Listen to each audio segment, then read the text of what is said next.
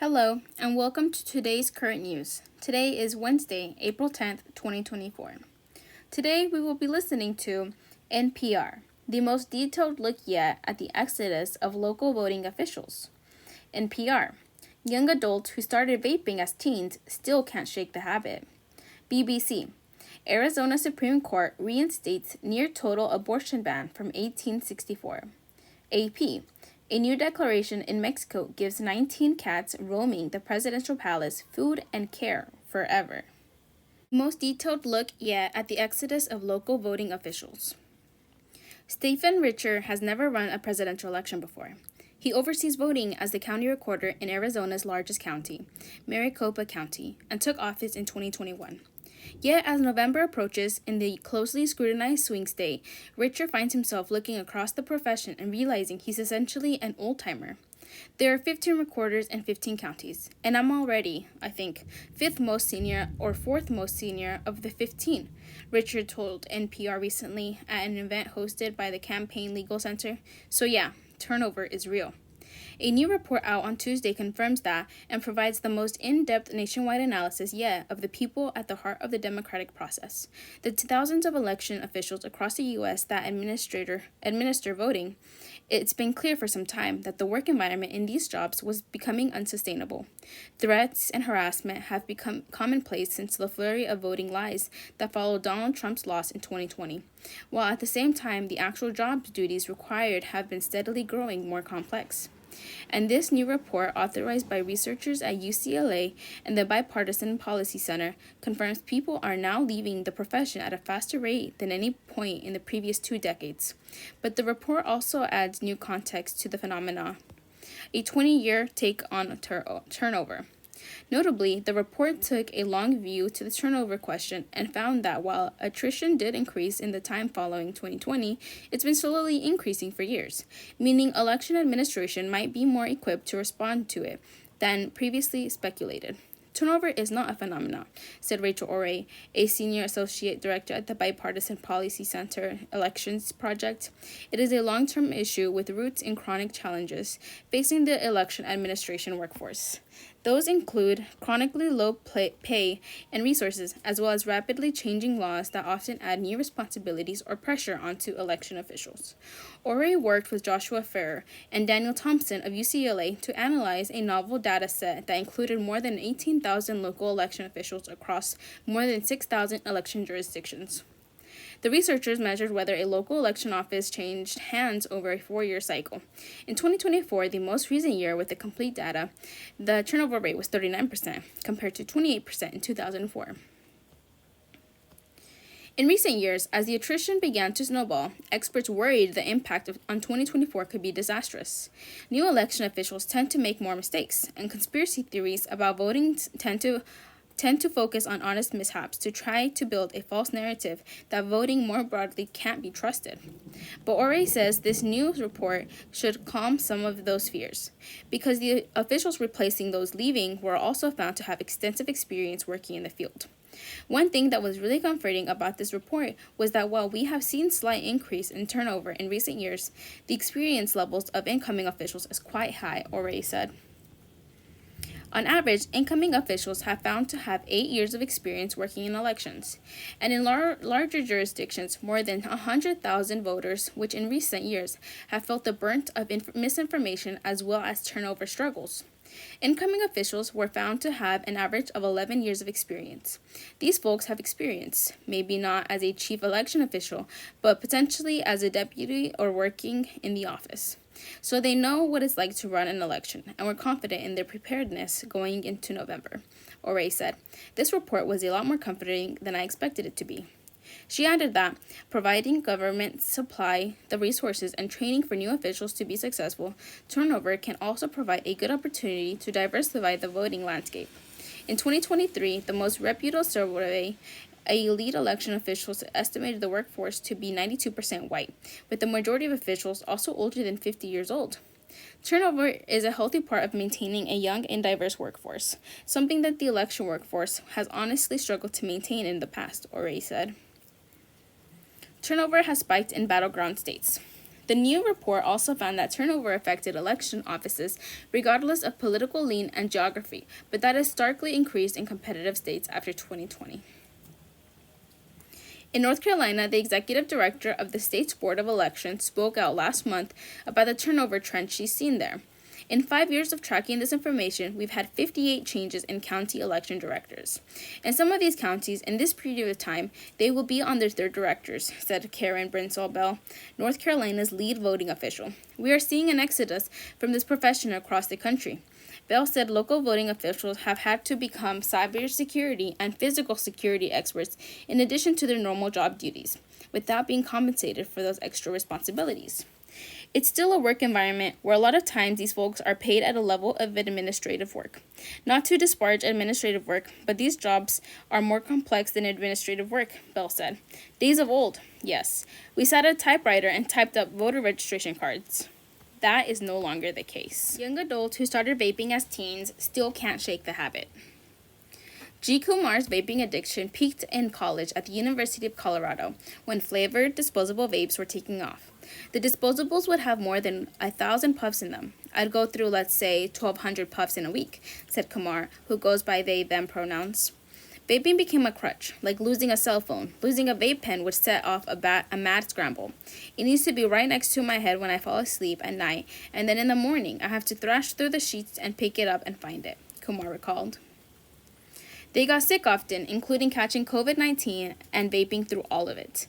Kumar, now 24, did end up quitting, but many of their generation can't shake the habit.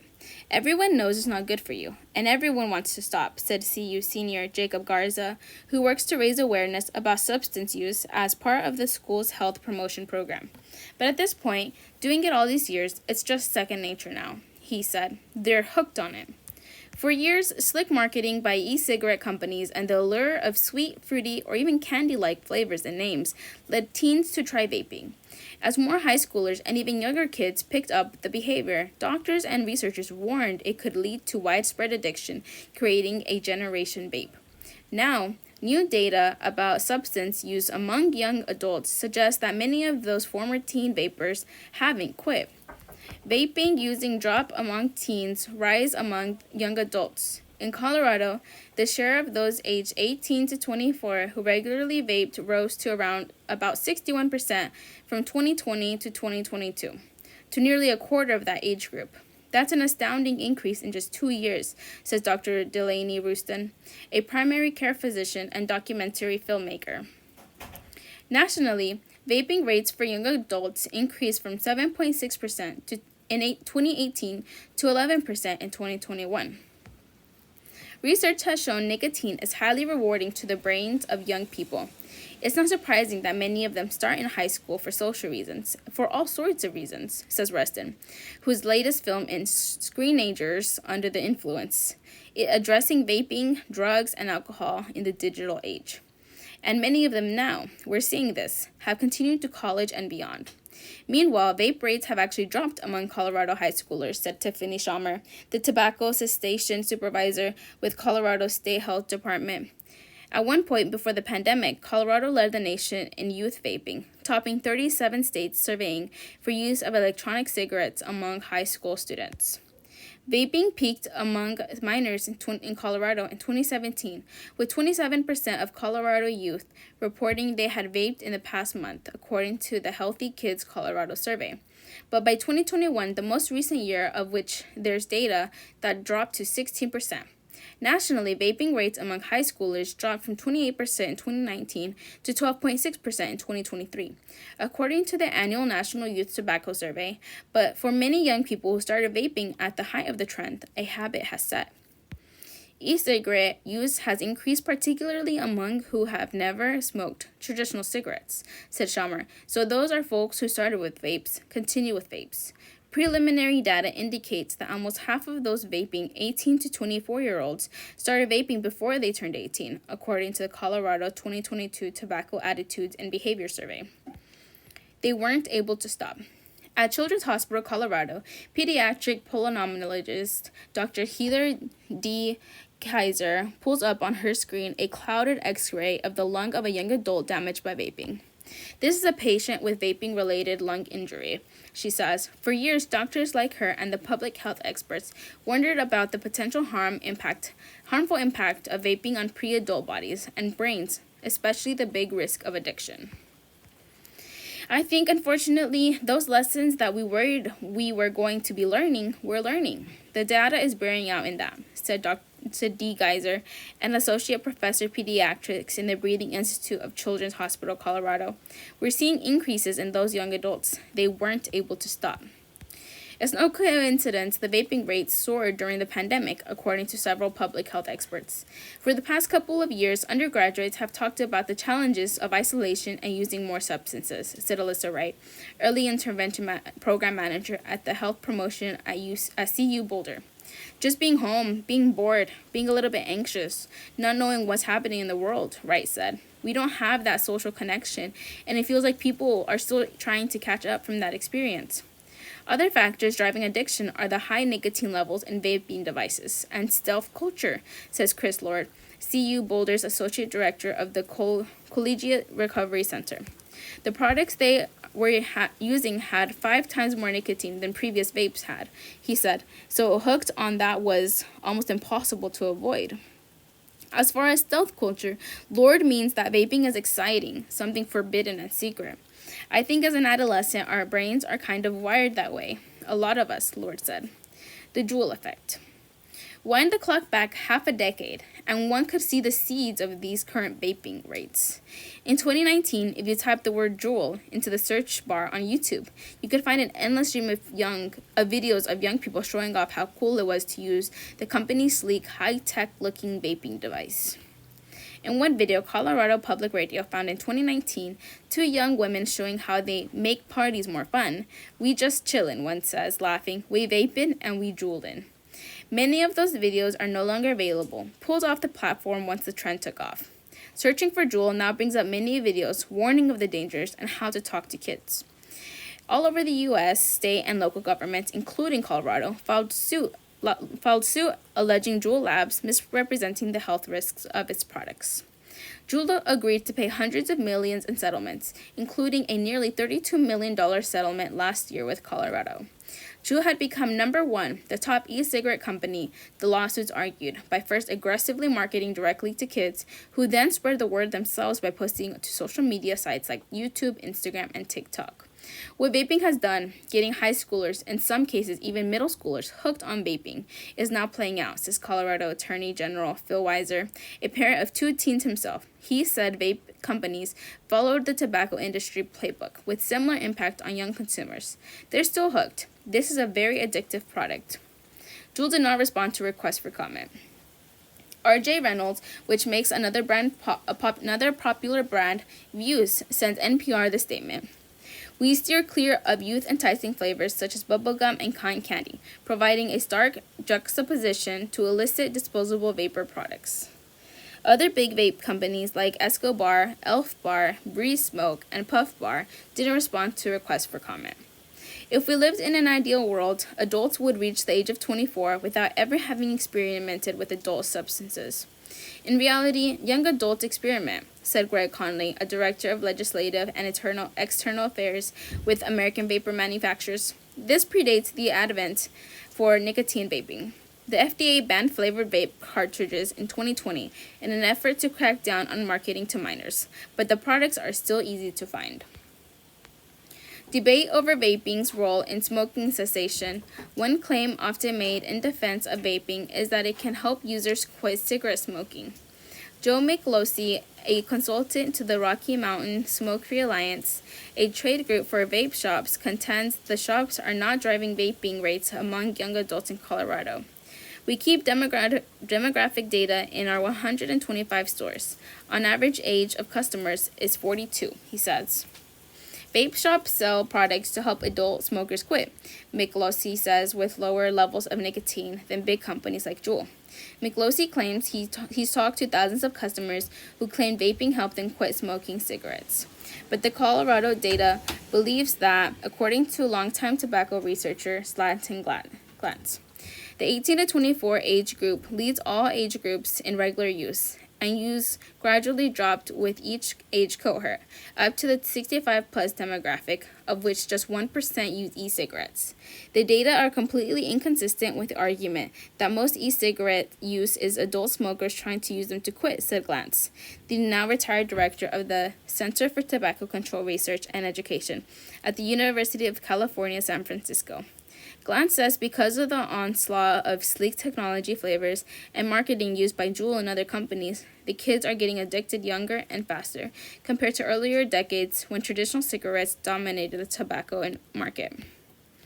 Finding the will to quit. For recent college graduate G. Gomar, now a rock climber, the impetus to quit vaping was more ecological than health-related. It was knowing the amount of trash from used-up vape devices that I was accumulating and the amount of money I was spending, they said. Kumar got some help from a package of cessation literature and quitting aids from CU's health promotion program. It included 2 boxes of eucalyptus-flavored toothpicks, which tasted awful to Kumar, but provided a distraction and help with the oral cravings. The fact that I could just gnaw on toothpicks for weeks on end was, I think, what kept me sane, Kumar said. It took a while and a lot of willpower to overcome the intense psychological cravings, something many others in that generation will know all too well. Arizona Supreme Court reinstates near-total abortion ban from 1864. The Arizona Supreme Court has ruled that the state can enforce a 160-year-old near-total abortion ban. The 1864 law, which precedes Arizona becoming a state, makes abortion punishable by 2 to 5 years in prison, except when the mother's life is at risk. The ruling could shutter all clinics in the state and affect both women's health care and the coming election. Arizona voters may be able to undo the ruling in a November referendum. The decision follows 8 months of legal wrangling about whether the pre-statehood law could be enforced after years of dormancy. Many argued it had been effectively nullified by decades of state legislation, including a 2022 law that allows abortions until 15 weeks of pregnancy. Arizona's top court agreed to review the case in August 2023 after a right-wing law firm, Alliance Defending Freedom, appealed against a lower court ruling that said the most recent law should stand. In a 4-2 ruling on Tuesday, the state Supreme Court overturned that decision. It said the 1864 law was now enforceable because there were no federal or state protections for the procedure. The Alliance Defending Freedom joined anti-abortion activists in celebrating the decision, saying the significant ruling would protect the lives of countless innocent unborn children. Arizona's Supreme Court delayed enforcement of the law for 14 days, and the justices sent the case back to a lower court to further arguments, but it remains unclear how the law will be enforced. Governor Katie Hobbs, a Democrat, issued an executive order last year that placed the matter of enforcing abortion laws in the hands of State Attorney General Chris Mays, a fellow Democrat who has promised that Arizonians will not be prosecuted for getting or performing an abortion. Ms. Mays reiterated that promise on Tuesday, calling the law draconian. Today, decisions to impose a law from when Arizona wasn't a state, the Civil War was raging, and women couldn't even vote will go down in history as a stain on our state, she said. Criticism was soon echoed by the White House and other leading Democrats. Some Arizona Republicans also expressed concerns about the ruling. Kari Lake, a close ally of Donald Trump and a Republican candidate for the state seat in the U.S. Senate, said she opposed the decision. She called on Governor Hobbs and the state legislation to find a common-sense solution. Ruben Gallego, Ms. Lake's Democratic opponent, noted Ms. Lake had previously supported the ban, pointing to a 2022 interview where she called the 1864 law great. Today's ruling is devastating for Arizona women and their families, Mr. Gallego added. Abortion access, which is broadly supported among the American public, has helped Democrats overperform in local and state elections since the U.S. Supreme Court overturned a landmark legal decision that protected reproductive rights nationwide. The issue is now expected to influence elections results again in November, with Democrats hoping the issue gives them a boost in battleground states like Arizona. Tuesday's ruling will certainly raise the stakes for a state ballot initiative that aims to protect abortion rights until 24 weeks of pregnancy. Activists in the state say that they have already met the signature threshold required to put the question to voters this autumn. In the almost 2 years since Roe was overturned, activists who support widening abortion access have won all 7 ballot initiatives related to the issue, even in Republican-controlled states. Last week, Florida Supreme Court gave the green light to another abortion referendum. If approved, Florida voters would overturn the state's 6-week ban and enshrine broadened abortion access in the state's constitution.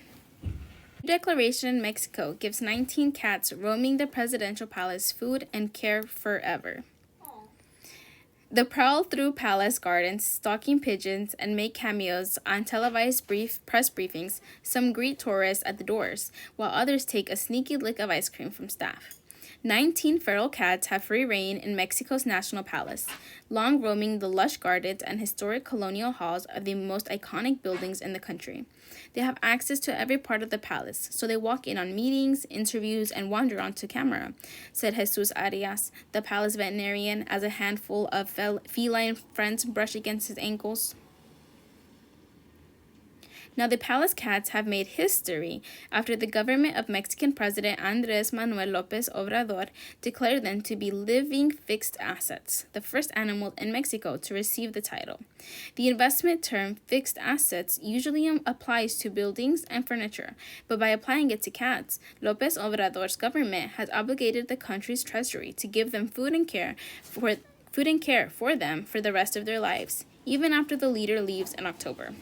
The cats are now a symbol of the National Palace, just as we understand this world. I wouldn't understand the National Palace without the presence of these cats, said Adrian Castillo Roman, a general director of the National Palace and Cultural Heritage Conservancy. We have to make sure the cats are taken care of.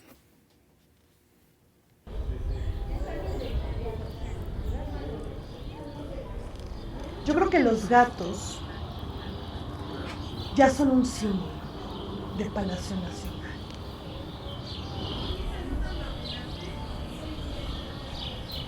Decidimos, bueno, a través de la Dirección General de Recursos Materiales, denominarlos así, activos fijos, pero pues en este caso le agregamos lo de vivos, porque pues no es una silla o una mesa. Entonces, pues esa es la denominación, activo, fijo, vivo, para asegurar su bienestar animal de por vida.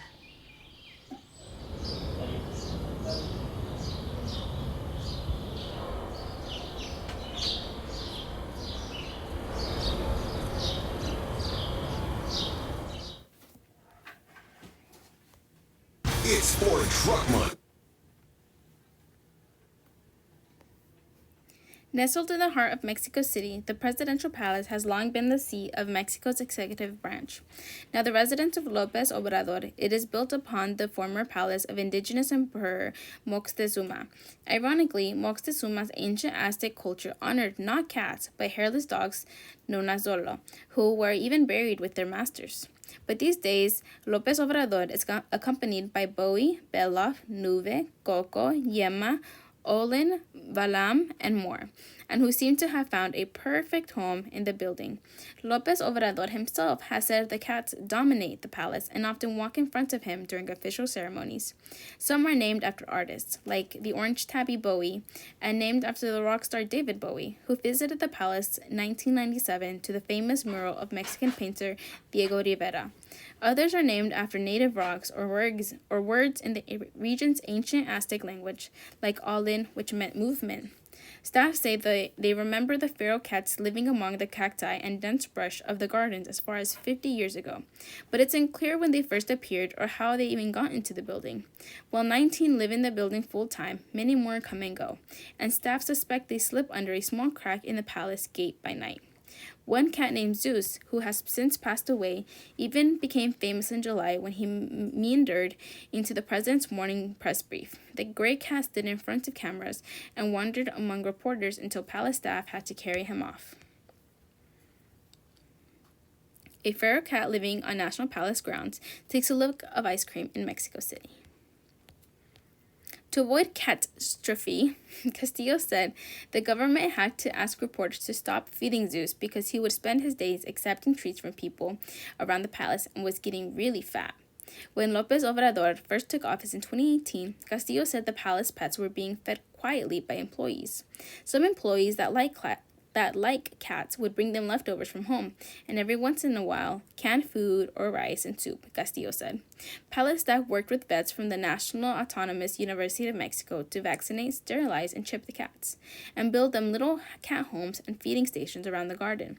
They also hired areas to take care of them on a permanent basis and give them a good life. Neither Bowie, Coco, or Allen commented when they asked how they were feeling about living fixed assets. Coco switched to tail, while Olin stretched out below a palace pillar and fell asleep. Meow, responded Noob, a gray cat named after the Spanish word for cloud, who enjoys greeting visitors at the door of the palace. Thank you for joining me today.